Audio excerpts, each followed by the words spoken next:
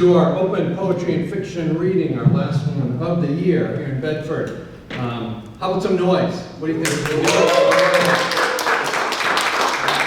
I'm Tom Laughlin, the coordinator of the Creative Writing Program, and these events are sponsored by the Liberal Arts Division. Matt Hurwitz helps us out there.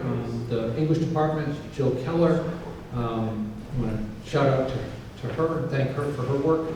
Also, the Office of Student Engagement helps support Help Yourself to Food, Drink, Anytime, and they help us out with these events. Maria McDuffie Clark is wonderful there, and our marketing people help us out as well to get word out. So I'm psyched to be here on this beautiful afternoon. Thanks for joining us. Looking forward to some poetry and fiction, and without further ado, I'm going to pitch it in and get things started, but just want to encourage you to help the writers by giving them a little noise, maybe some snaps and claps and whatever comes your way, but think about, offering them some good MCC energy in support. So our first reader today is going to be Nick Hogan. Let's hear it from Nick.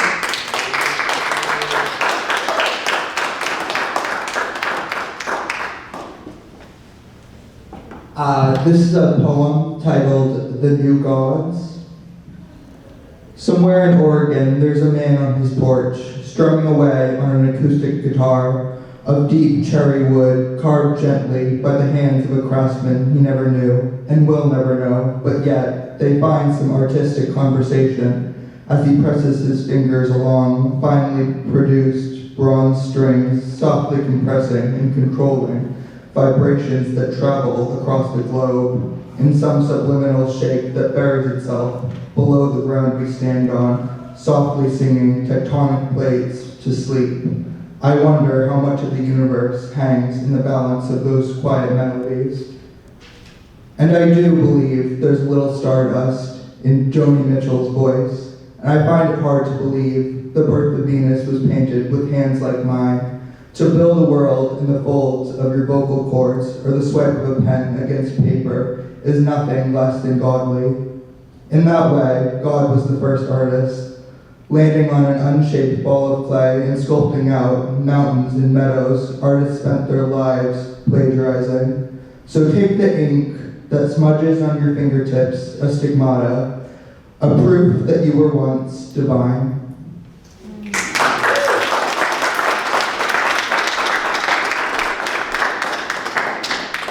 Starting us off, Nick.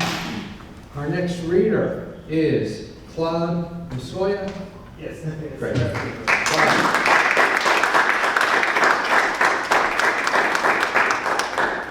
Hello, my name is Claude. I'm doing my legal studies. I'm running for student trustee. Vote for me. Okay, so my poem is titled, It Is I, the Immigrant. It is I, the immigrant. I would prefer to be called a Malawian because I am very proud of where I come from. But the system prefers to call me an alien just to remind me that this isn't home. It is I, the immigrant, the one that came to your country and stole your jobs. I also stole your language and I added my own. Then I ended up with an accent in my tone. Now I have to deal with everybody asking me where I'm from. It is I, the immigrant. Before I came, I looked forward to winter and snow. Now I hate it so much because I have to shovel the ice. I was immediately taught to be afraid of the cops, but now I am deathly terrified of encountering ice. But either way, what is there to be scared of? The police might shoot me on sight, ice might lock me up and put me on a flight, but whether I end up in heaven or I end up in Africa, either way, I will end up home. Once again, it is I, the immigrant. Your struggle and my struggle are different. My story is built on pain, my story is built on survival, my story has chapter after chapter filled with loneliness. With every page a reminder that I am all alone. In a country where nothing makes sense. In a country where it is so hard to make friends. Where suffering knows no ends, because at the end of the day has to end, and when the day ends, you have to make ends meet. It is I, the immigrant, the one that came to class and went on my way, the one that never made friends because I was stuck in my shell, So I never bothered to talk to anyone when there was nothing to say, and my mind created a prison for itself, and I was stuck in this hell. But this school made me feel like I belong. It gave me wonderful friends that mean the world to me. Noella, Alicia, Olson, Josh, Chom, people that have become a part of my family. So while my identity as an immigrant was all that I had, I am glad that it is now a story that is filled with love. It is I, an immigrant. Thank you.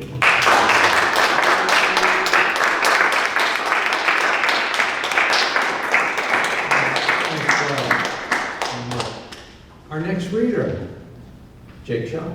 Let's hear it again.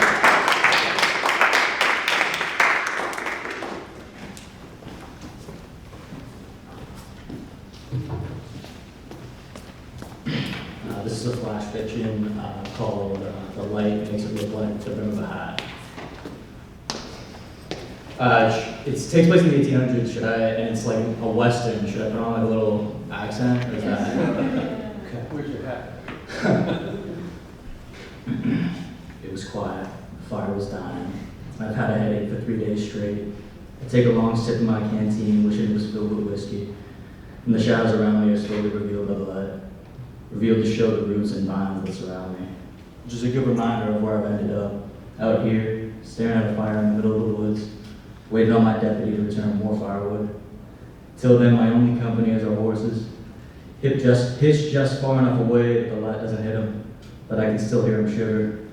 Besides the crackle of the fire and the shiver of the horses, there was this scratching in my head, not coming from any particular place, just the back of my head.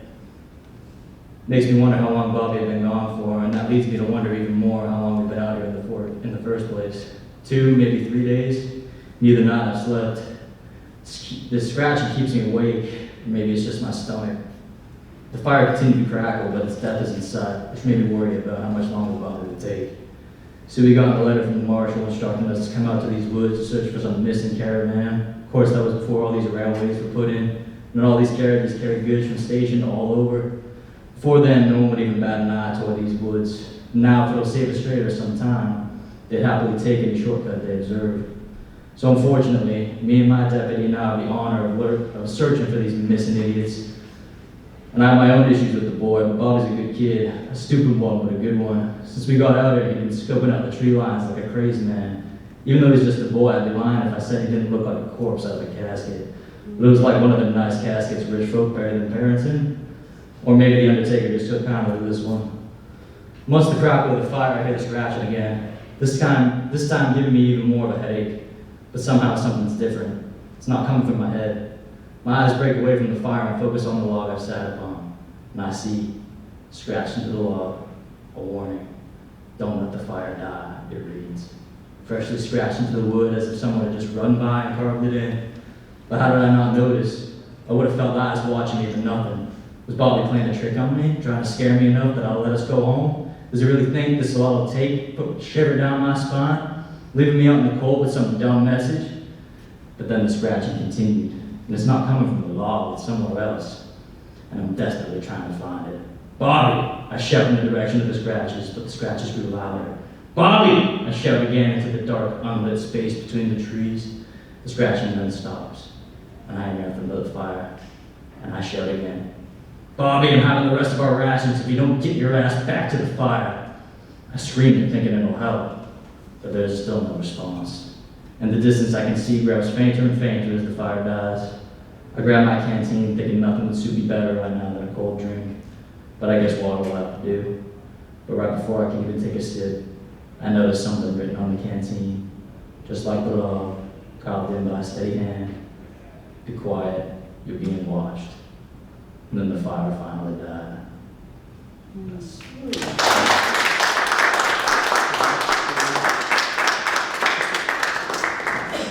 Good job, Jake. Thank you. Our next reader. Ready? Simone Appelmans. Simone.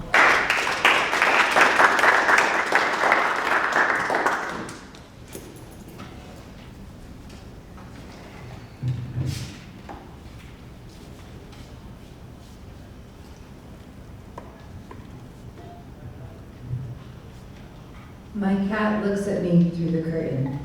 I had knelt down to murmur and pet her, and she got up to pass through that homely veil and sit on the other side, so that her large dark eyes peered back at me through the threshold. She used to lay in my arms, curled up in my hair. Now she sits far from me, gazing back at me through the curtain. I am her mother, and she is me. When I see her, I am seeing myself through the curtain, looking at my mother too. What is a curtain to a cat? It's frayed from her clawing.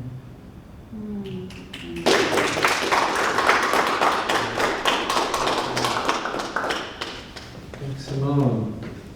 Our next reader is Padrean. Rodriguez.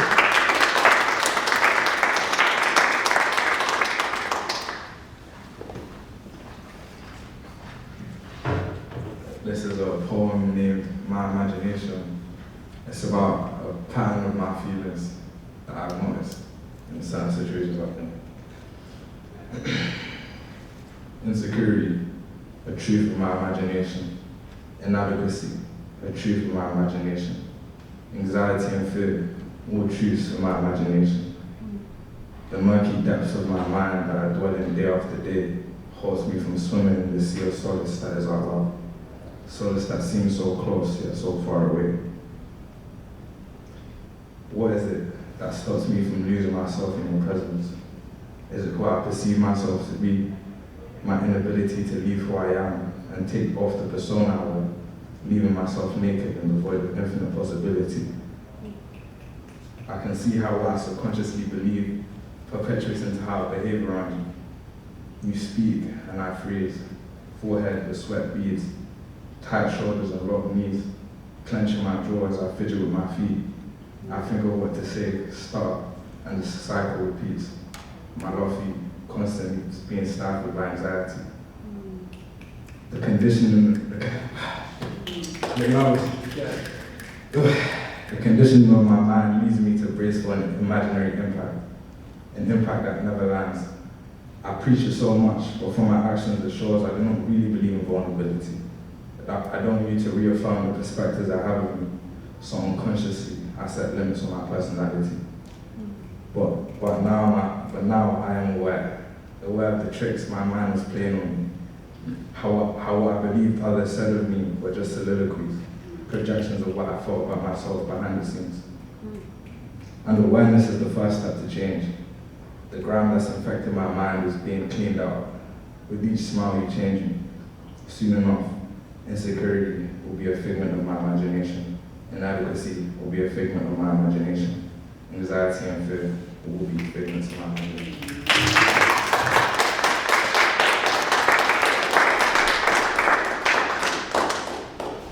Thanks, Rodriguez. Our next reader is Emma Olson. Emma, here we go.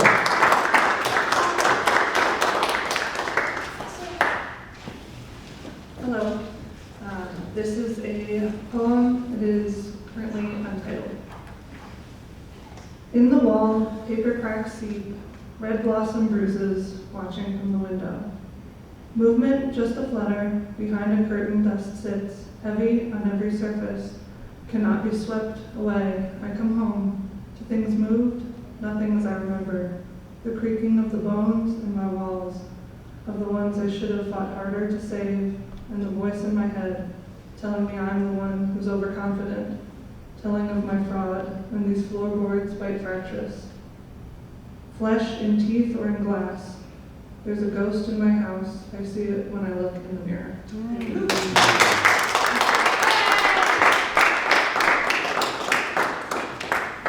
Thank you, Emma.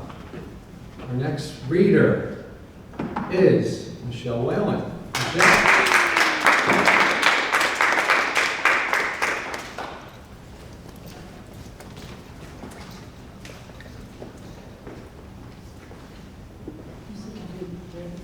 What's that? Really first? Really? Whatever you want. Okay. I was thinking for the other, but whatever you want. Oh, It's your choice. resistance? Yes. That's your, yes.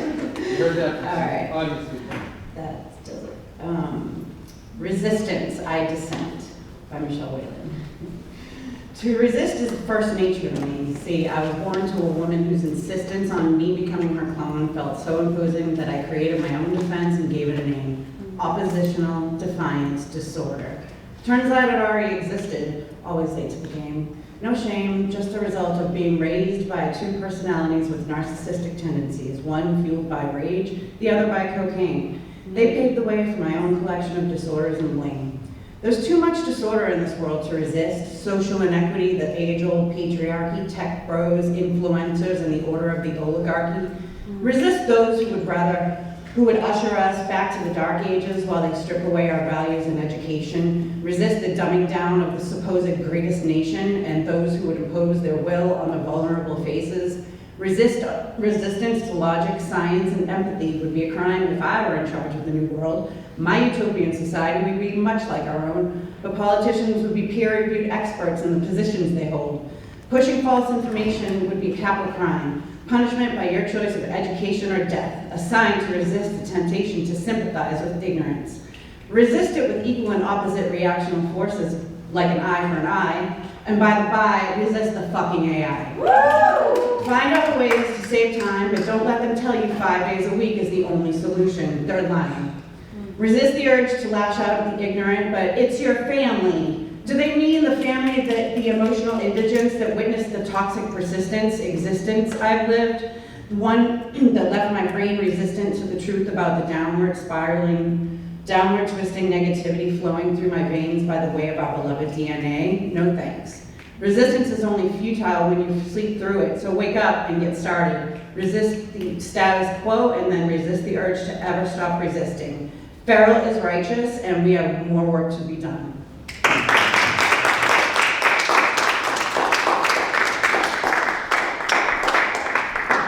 Thank you, Michelle. Our next reader is Willow Kelley. Willow.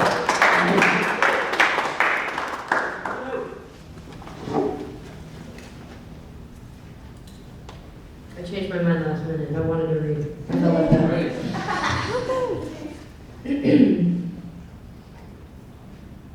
Sometimes it's quick. Everything goes quiet, but only for a second, if I'm lucky. A heartbeat of peace before a guttural scream. There's mostly noise, though, a ringing in my ears for what feels like days, eventually consuming the rest of my senses. I can't taste my dinner anymore, so I stop eating. Can't see past the haze, so I keep my eyes closed. I have always returned with the day's events smothered by that piercing, droning, never-ending noise no one else is hearing. It consumes me, leaves me deaf to friendly voices, overwhelmed by the static I have tried to tune out. It has become the regular routine of living with myself. I see this plane for a second of silence or hours of deafening wails, and I never know which to brace for. I am alone when I feel it, disappearing from my body just to watch it shut down. Thank you.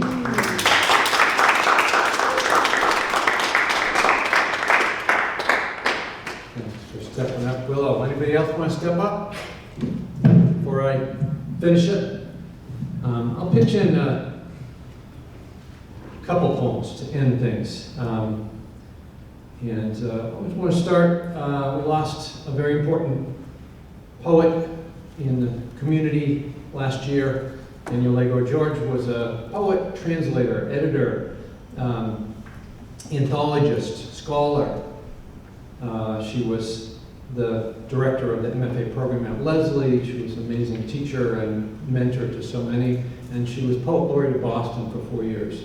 The weather today and this end of school, beginning of summer, made me turn to a poem of hers about summer and her love of summer, as well as her love of Haiti and the Caribbean. And I want to pitch in one of mine, but I'll start with hers. Her poem is called Summer, You. What tells you ripeness, love? What tells you wonder? To green, a bud to bloom, to burst, to plunder spring's dear light. Who is most wonderful? Who struts in chartreuse dress, rose crepuscule, and full finesse, who shakes you low and shakes you high with bright fruit, fan, and mango husk, whose orange is as orange does, and tiger lily stars the air, whose grace espouses heft and hue, who does things better, summer, you.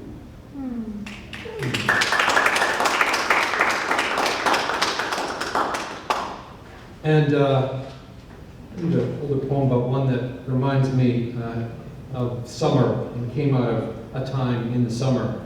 I love jazz music and listening to jazz, and I always wanted to write a poem that captured somehow that interplay between musicians, that soloist taking the piano, switching over to the guitarist, to the sax in a trio or quartet, and the sort of competitive feel and nature of them, playful, and it creates an amazing, wonderful piece that comes out of that interplay.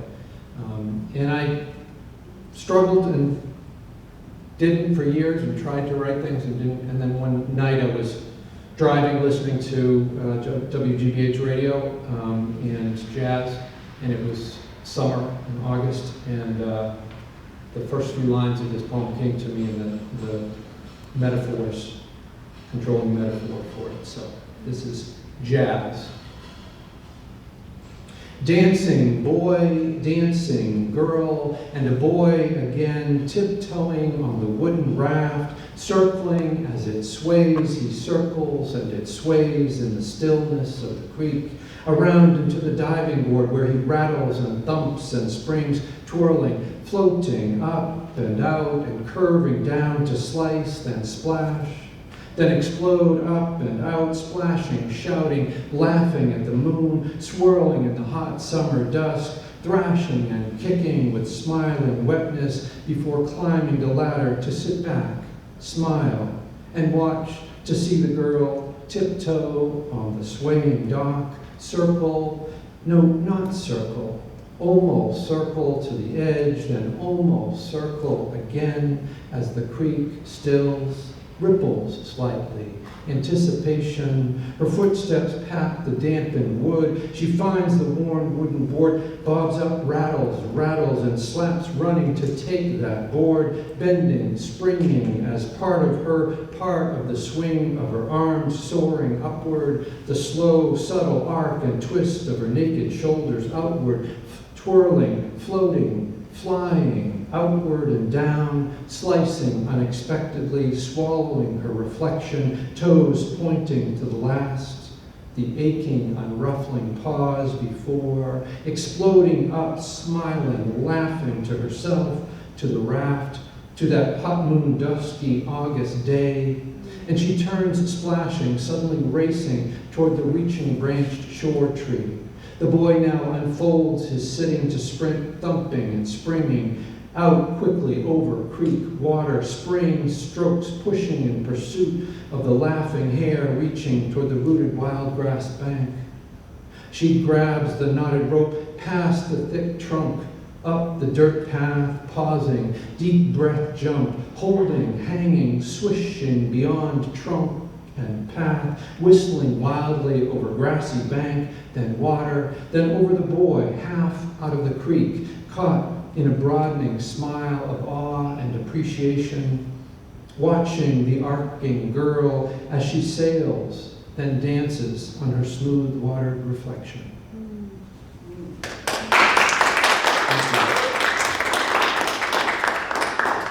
Well, let's hear it for all of our readers today. It's wonderful.